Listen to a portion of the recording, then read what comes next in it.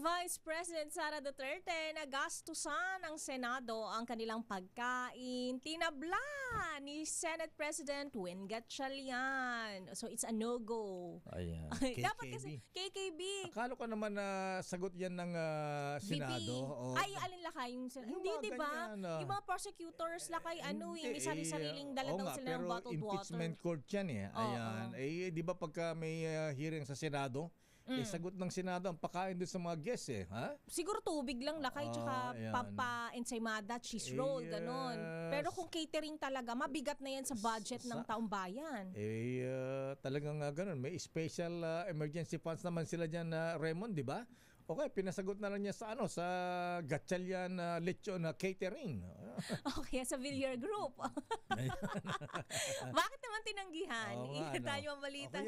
Di ba nag-offer yung Senator Mark and Camille Villar? Di ba? Coffee Project. Ayan, di ba? Parang gising na gising ang prosecution. Magpabalot Penoy ang mga Senator Cayetano. Ang daming pwedeng pagkukuhanan, daming sponsor dyan. Correct. RS number 28, Raymond Advance, please come in. Ba't naman tinabla?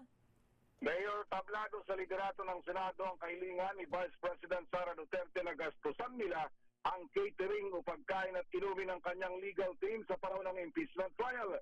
Ayon kay Senate President Sherwin Gatchalian, hindi kayang pagbigyan ng Senado ang request ni VP Sara dahil sa kakulangan ng pondo.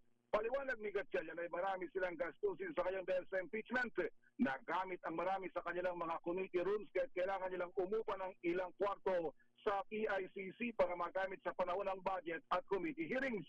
Narito si Senate President Sherwin Gatchalian. Decision na yan ng management ng Senado kung papayagan o hindi.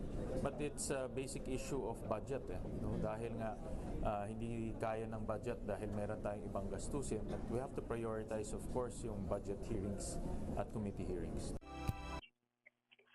Sa naunang panayam kay Senator Erwin Tulfo, total ang mayorya ng mga senador na gastusan nilang catering sa team ni VP Sara dahil walang pondo at mahirap ipaliwanag sa Commission on Audit. Ito si R-Rate Raymond. Para sa DCR-Rate, una sa Pilipinas, una sa Pilipino. Baka namamahalan sila sa gastos. Saan? Pakita tayo kay Diwata. Ayan. Ay, oo nga. Huwag na tayong lumayo. Diyan lang sa labas nila. Mura siguro yun. 100, Unli soup. Unli sabaw na.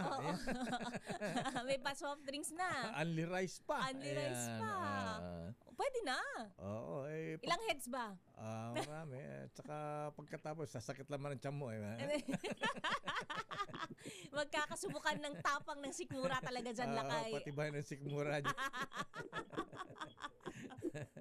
Okay. Battle of the fittest. Ayan. Okay nga, Raymond. Maraming salamat.